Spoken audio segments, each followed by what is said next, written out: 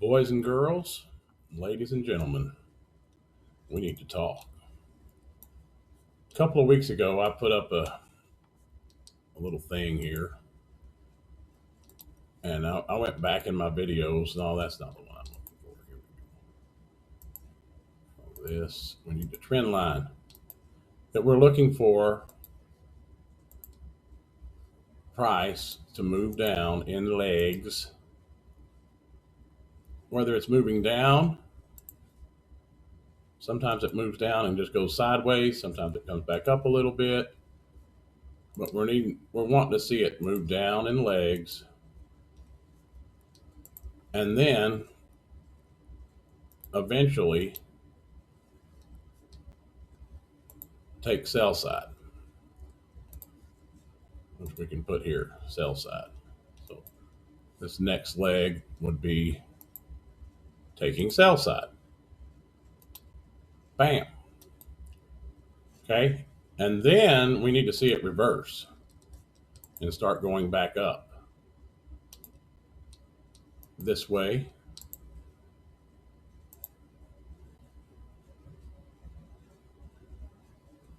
We don't need it to go that high. We need it to go up, leave minor buy side and major buy side, and then come back down and make a higher low. And then go take this buy side up here. At least right to there. That's all we got to do. Okay. So that's the pattern that I have been looking for this week. We're coming down. There's two ways you can look at this. As we're coming down and this pushes up, this is making a lower high. And so you can get in on a fair value gap on this leg and aim for sell side. And when we come back up, when we come down, we make a higher low. You can get in here. You need a fair value gap in here, and we aim for buy side. And the buy side might be way up here. You don't know where it is. But with that PD array in mind, and you go to the market here, this is 5-minute chart. Let's just look at today. Okay, I'm going to go to a 1-minute chart, and let's look at today. When we open, okay, so we open with a gap up, and we start pushing down. We take out this, and we go back up, and what do we make? A lower high. And then we pull away with a fair value gap, just mark it in, and aim for these lows, 4-hour low. If you didn't get in on this run, here we come back up, we make another lower high. We take the 4-hour low, kill it. You go back up, make a lower high again, pull away with a fair value gap, jump back in, aim for settlement from Wednesday. This was Wednesday's settlement. All this was a gap from a previous day. See that? We had that gap, and we went down and we filled it. Now this leg is a little ambiguous because we went up, and this is the only pullback we had. This would be our breaker that we would normally refer to. We need to get above, fair value gap above it. We could enter there and then ride it to at least this buy side right here. This green line is actually pre-market low. So we could ride it to there. But I am demanding this thing pull back a little further, and I wasn't able to get in on this run.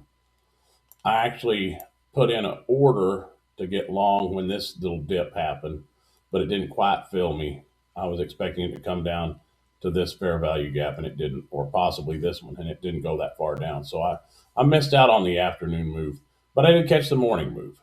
Okay, so that's today's price action. Lower high, big move. Lower high, another move. Take out this sell side. Go back up, lower high, fair value gap, take out the gap. all of those are good entries for more downside. Okay.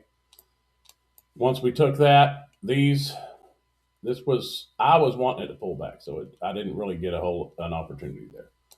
But that's what I've been demanding. I've been demanding that we see this that I drew up here.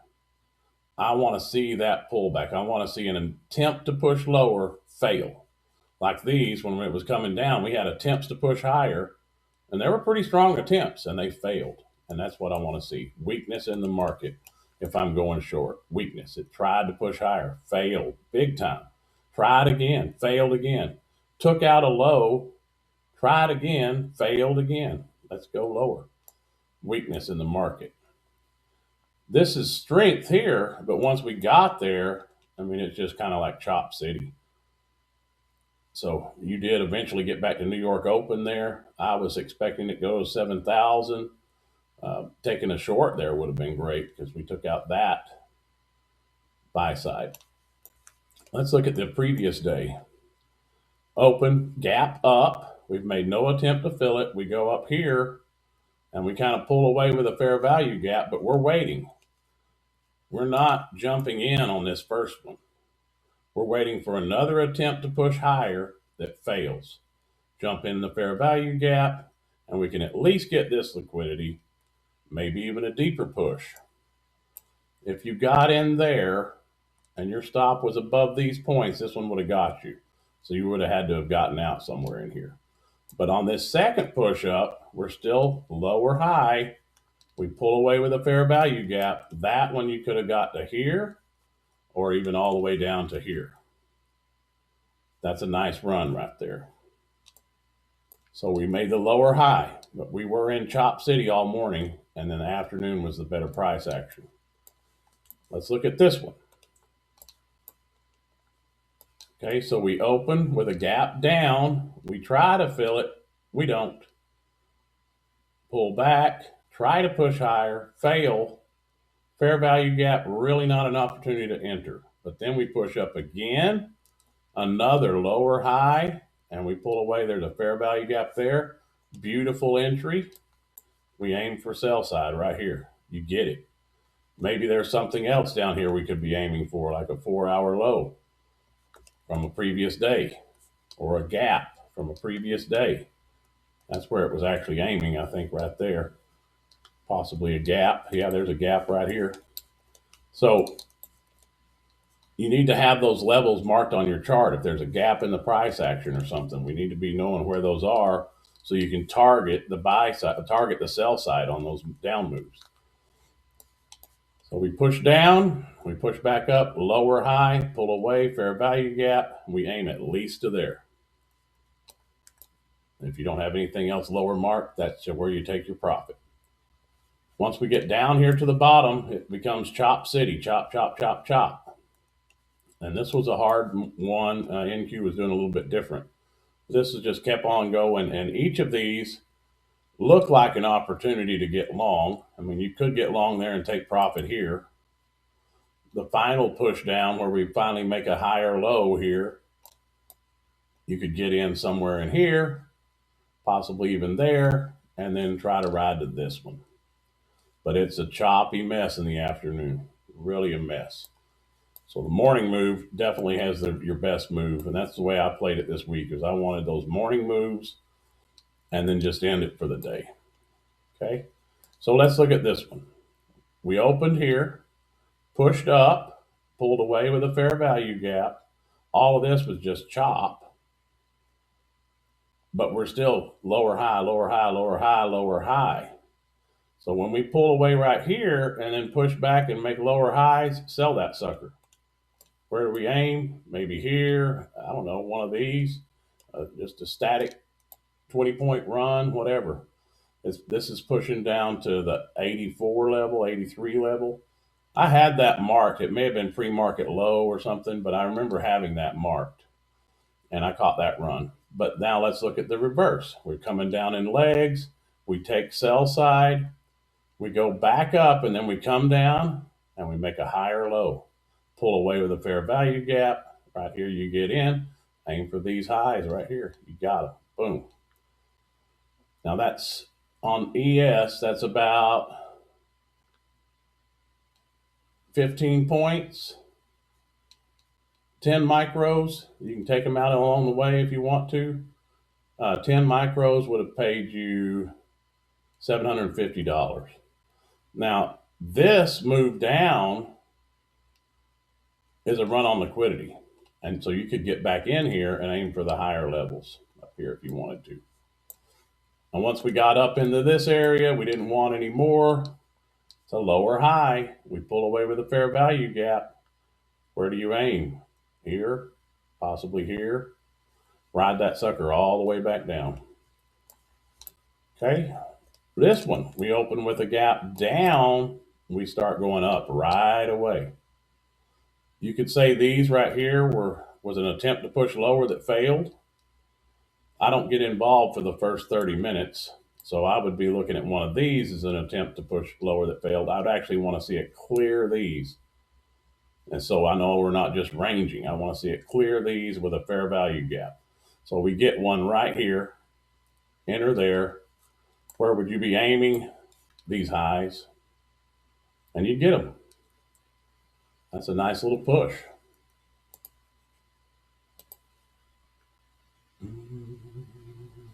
$17 points.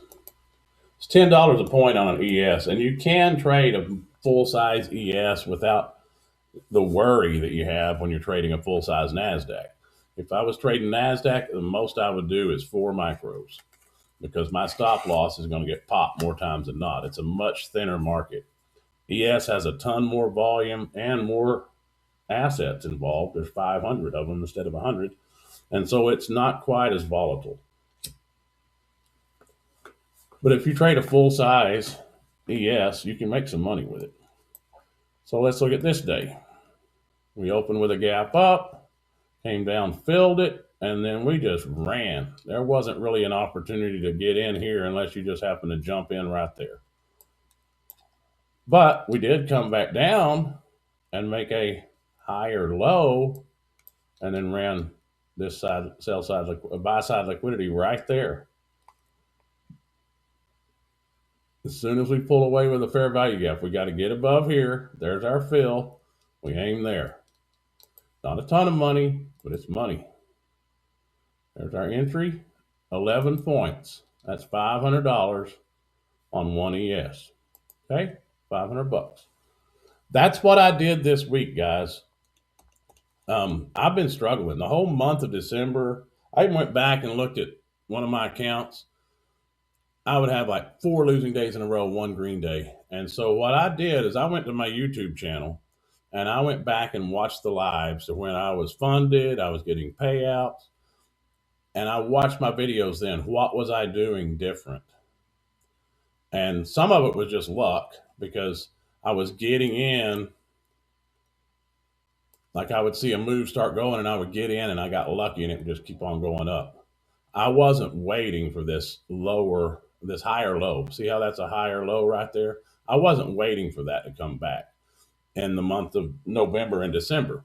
So I would get into here and I would add as we were going up, thinking we're going all the way to the freaking moon, and then move my stop to break even or something. And then I get knocked out at break even, or maybe even for a loss because I was adding and it was causing my entry to be higher. And so this week, I just made it a point. I need to see this higher low and then a fair value gap pulling away before I can even entertain the idea of entering a trade. Okay, so we come down, we make this higher low. Now it just happens to be we poke that breaker right there. That's fine. The breaker does still matter. You go look at those reversal pattern videos, it does still matter.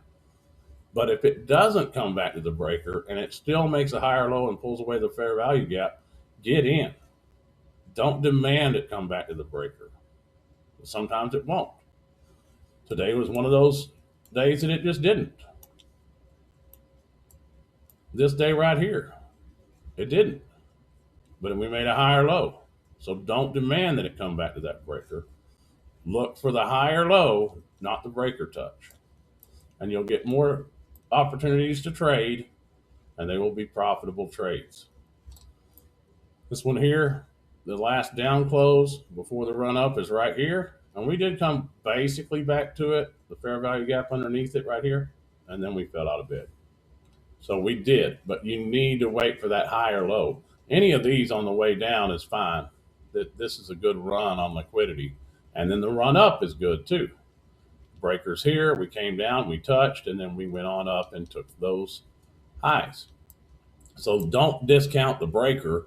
I'm just saying don't demand it touch it to get involved in a trade. Any lower high, any higher low will work on this strategy. Okay, so if we're moving down, this is a lower high, so you're good to get in if there's a fair value gap in here. As we're moving up, we made a higher low there. You're good to get in as long as there's a fair value gap here, and aim for that buy side. All right. So I started doing that this week, demanding price do this pattern, focusing only on that. Not, I mean, I marked the breakers, but I did not focus on it touching that breaker in order to get involved. And I had profitable days every day this week. I was trading a combine. I didn't get it funded, but I got very close to getting it funded. I was trading a little bit more size with the ES. It doesn't move quite as much. So, you know, $200 days, $300 days, $500 days. My best day was 1,000, 500 a day.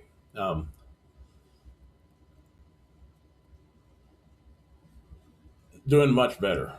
I really feel like going back and looking at my videos and seeing what I was doing when I was getting a payout and versus what I was doing the month of November and the month of December.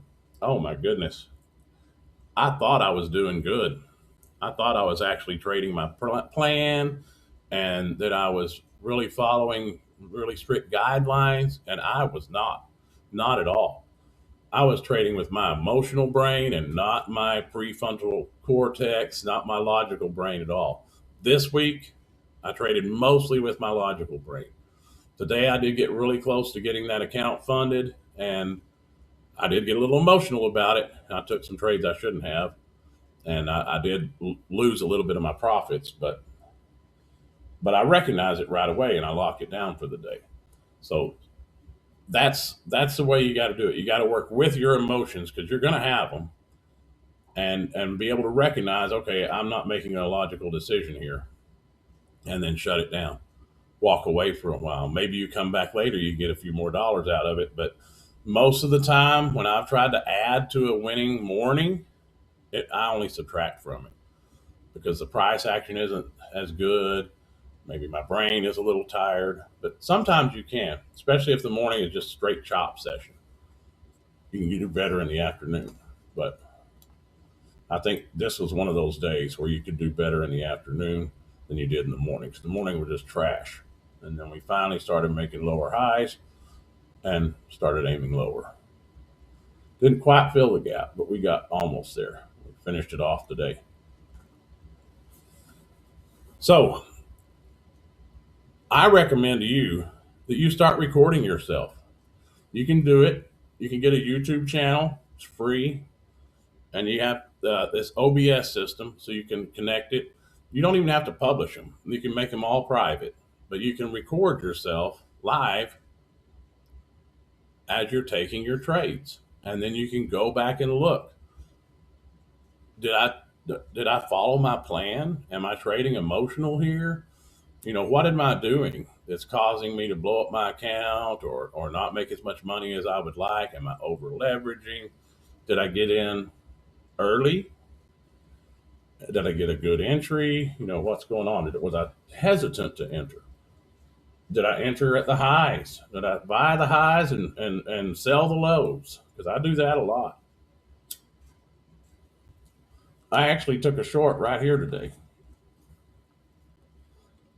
When we did this little bounce back up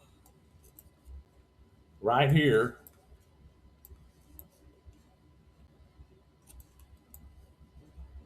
we went up here and then we started pulling away here. This was a big red candle at the time, and I thought, okay, we're pushing lower.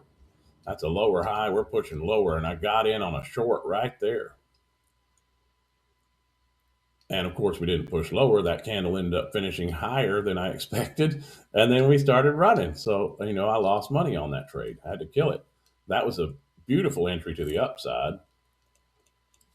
If you do get this one, when it just starts heading up like that, if you do get in this one, don't expect it to continue up as high as this one did. More times than not, it's going to come back down and touch that breaker and then go. So, or come into this fair value gap and then go. It will make a higher low. So letting this go is the better option, unless you just plan on jumping in and grabbing a few points. Don't expect it to continue up. Okay, so record yourself if you have the ability. Clipchamp is a good way to do it as well. Sometimes it's hard because it's only 30 minutes at a time, but most Microsoft computers have Clipchamp already installed. That's what I'm recording this on.